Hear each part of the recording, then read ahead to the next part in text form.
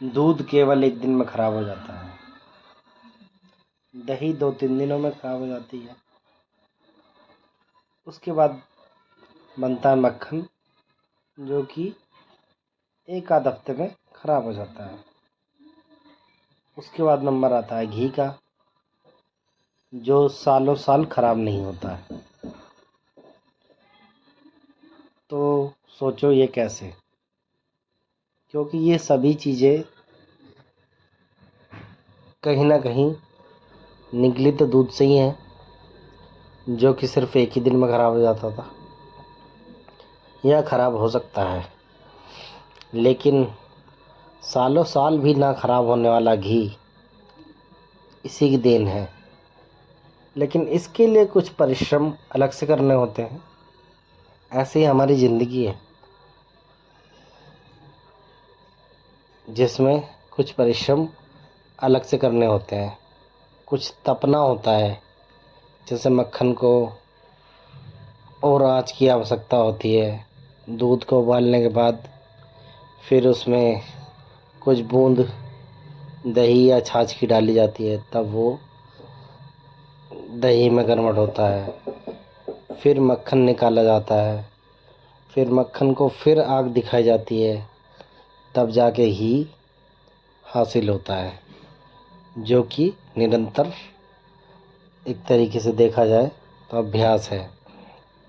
دودھ کے بعد کئی سارے لیئر بنے ہیں، کئی ساری بار پریشرم ہوا ہے، جس کے بعد سالوں سال نہ خراب ہونے والا گھی ہمیں پراپت ہوتا ہے۔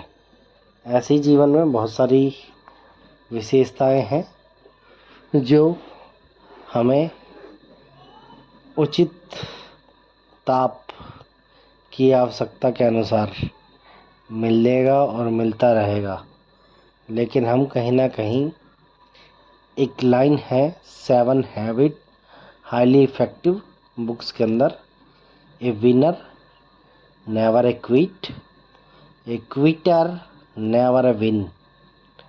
ایک ونر جو ہے وہ کبھی بھی گیو اپ نہیں کرتا ہے، کوئٹ نہیں کرتا ہے،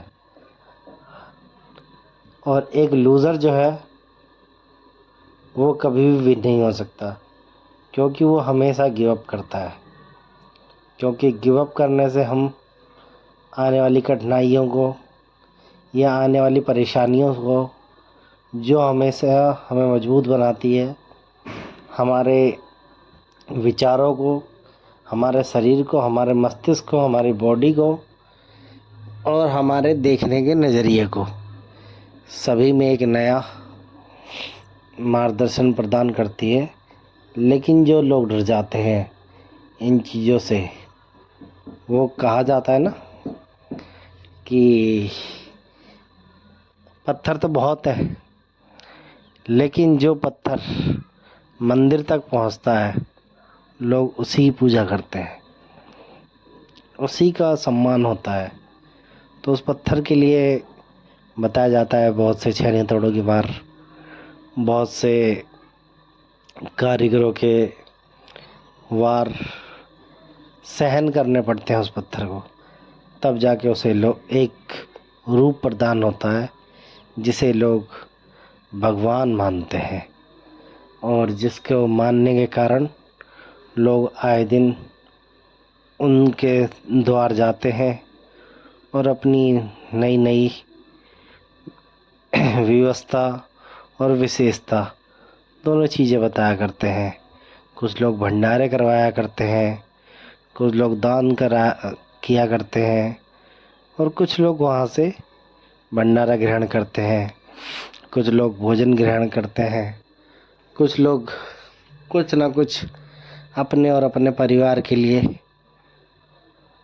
مانگتے ہیں کہ پربھو ہمیں یہ چاہیے، ہمیں وہ چاہیے، ہمیں بنگلہ چاہیے، ہمیں گاڑی چاہیے، اور کافی ساری چیزیں۔ لیکن یہ تبھی سمبھو ہوتا ہے جب کوئی نہ کوئی اٹل پریاس، ادھکتم سے ادھکتم پریاس ہوتا ہے. جیسے پکشی آسمان میں اڑتا ہے تو اس کو کہیں بیٹھنے کی جگہ نہیں ہوتی ہے، کہیں آرام کرنے کی جگہ نہیں ہوتی ہے، لیکن پھر بھی وہ نرنتر اڑتا ہے، کیونکہ اس اڑنے کا جو مزہ ہے، جیون اسی کا نام ہے. جیون میں آنند وہی ہے جس چیز میں ریسٹ جیسے شبد کا ارتھ ہے ہی نہیں. اسی لیے آسمان میں جب کوئی پنچھی اڑتا ہے تو اس پنچھی کی جو کلپنائیں ہوتی ہیں وہ نرنتر اسے اڑنے کا ادھک سے ادھک پریاس کرواتی ہے، کیونکہ من میں جو امنگ ہوتی ہے، جو جیون ہوتا ہے، جب تم کسی کے لیے، کسی اور کے لیے نچھاور کر دیتے ہو، تبھی ایک نئی چیز، نئی ارجا، نیا دشٹیکون، یہ سب کچھ ہمارے جیون میں آتا ہے. تو thank you so much God. So نمسکار دوستو.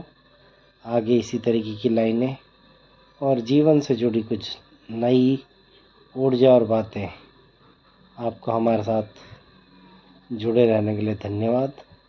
کہیں نہ کہیں جیون میں ایک نئی امنگ، نئی ارجا کے ساتھ پھر ملتے ہیں.